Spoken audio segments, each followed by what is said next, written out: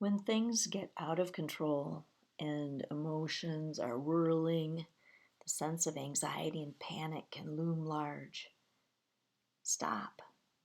Try some grounding techniques and self-soothing techniques. These can be very useful in settling the whirling and ruminating and to help you find the quiet eye of the storm. Welcome to this video where we will apply these techniques with the moving meditation.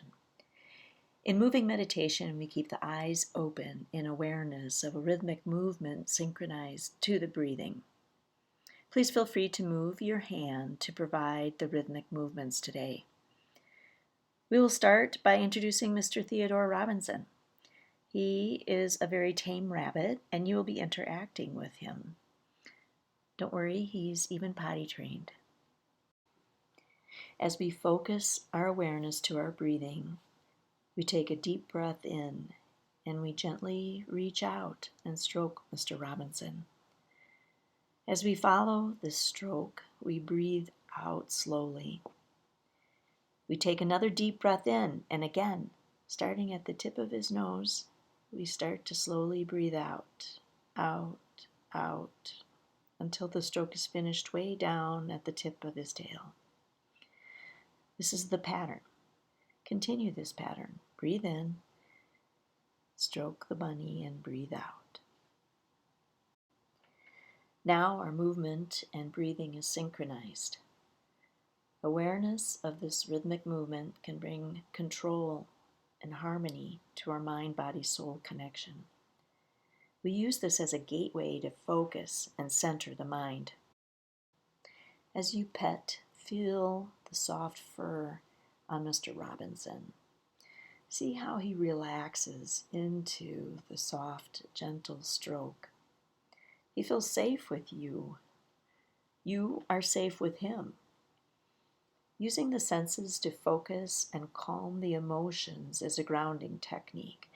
This can be applied to different circumstances, such as a favorite scarf or pet, or even done in the imagination. This is a powerful technique. You can use it anywhere. Agitation or restlessness can be a strategy for avoiding behavior. Allow this restless energy to channel down into the earth through your contact with the chair or floor. Feel the peace radiate up through your arm with the grounding of this soft touch on Mr. Robinson. As the agitation starts to melt and drain away, the peace radiates up the arm to the upper arm, then connecting up to the jaw and neck. Continue with your breathing. It may be helpful to count your breaths. 1, 2. If the mind races away from your focus on the breath, start over with the counting again. And it is okay to do this over and over again. Continue to return to the breath and the gentle touch, the butterfly touches. Leave any doubt or mistrust as you snuggle down into the warm, soft, safe place. Allow yourself to be present in this safe space. It is yours. Breathe into this space and own it. We don't need anything else right now. The demanding thoughts that return, put them on the seat next to you. They can wait in line. You are first in this present moment, and your breath needs your attention. While we are identifying the thoughts and emotions, by putting them on the seat next to you, you are learning how to use mindfulness to hold these negative feelings and thoughts. This can change the relationship that you have with the emotion of anxiety or panic. You are acknowledging its existence and trying to understand its message. The emotion of anxiety is not bad, it just is overwhelming right now, and we are going to make it wait. We are learning how to regulate anxiety. Sometimes it is helpful to understand where this sense of agitation or anxiety comes from. Your body-mind connection has evolved from ancestral times to be able to signal danger, and this has helped with your survival. Hormones and chemicals are sent out that escalate the response to react, react, react, run, hide, fight. But what happens when the danger signal is sent and there is no danger? That is when the thinking part of the brain needs to stop or slow down this loop, slow the signaling, slow the chemicals by focusing on the breath, by focusing on the present moment. There are no lions, tigers, or bears. Your body is overreacting. It has now learned to respond and escalate to other perceived dangers. Maybe social pressure, like speaking in a group, or rush hour traffic. Or really, any specific cue or trigger can be the event to set it off.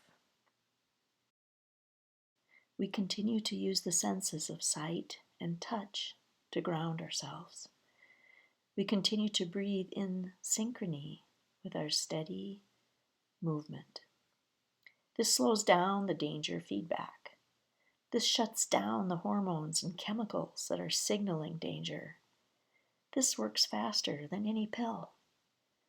You are learning how to improve communication between your body and mind. So, what about the sweaty palms, the shaking, the fear of going crazy, or your heart pounding? We see these. We hear you, body, but right now you are safe. We put these symptoms on the seat next to us. They can wait. So, is this childish? Maybe. We actually want to connect with the inner child, the 2-year-old. We want to tenderly remind that child that it is safe. You are safe. It is not helpful or skillful to harshly tell a small child to settle down when it is frightened. Why do we demand this of ourselves? Harshness does not dispel fear or soothe. We need to provide comfort and safety to this child. Tenderly send this compassion to yourself as a small child. Feel the inner frightened part of you start to relax. Melt right into it. This is where you belong. Talk positive talk to yourself. No negative self-talk. No, none of that. You deserve better. Challenge those negative thoughts by replacing them with a positive, reasonable thought. Find comfort in that safe place. Find pleasure in snuggling down to that warm, safe spot. How is your breath? Don't stop now. You're doing great. You can also turn an anxious thought into a blessing, a prayer for some, or a moment of request to the universe. Start with a simple request. May I be calm? May I be happy?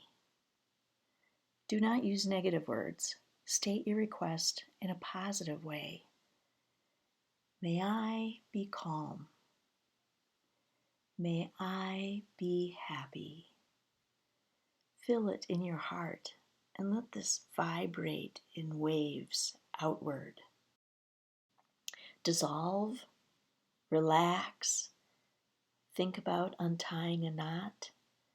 Think about your muscles getting longer and heavier. Relaxation is the opposite emotion of anxiety, and we want to tip the scales toward relaxation. Save that anxiety, without judgment, for another time when it is needed. Right now, it needs to take a seat. This takes the power out of anxiety without judgment, but accepting its message. Let go of comparing yourself to others. There will always be greater and lesser persons than yourself in different ways. Accept the wonderful child that you were and the person you are now. You will continue to grow and change. You are meant to be here. Take the next breath, the next movement, and the next right choice. While in this calm, safe place, think about other joyful, calming activities. Make a list. Use this list when a sense of anxiety approaches. You can do this. You have a plan. Come back to grounding and self-soothing when you may be in too much distress to go to the list. Think about what you can do to make your body physically healthy, like taking a brisk walk or eating a healthy snack. This can help channel emotional energy into physical activity, and it will help with your mind-body connection. Avoid putting toxins, sedatives, stimulants into your body. These have rebound effects when wearing off and can cause further dysregulation of emotion. Work on improving your sleep habits. You may have already identified triggers to your anxiety. You are in a safe place now. Think about how you can verbalize these triggers. Who can you talk to about these triggers? Because talking about and sharing these thoughts can help. This can help you develop new ways to remove triggers or to interpret or deal with them differently. Ask for help. There may be a new way of looking at the situation. As we get ready to say goodbye to Mr. Theodore Robinson, for all my sisters and my brothers out there too, now that you have found this safe place, know that you can return to it. Take good care. Enjoy the stillness. May you retain peace.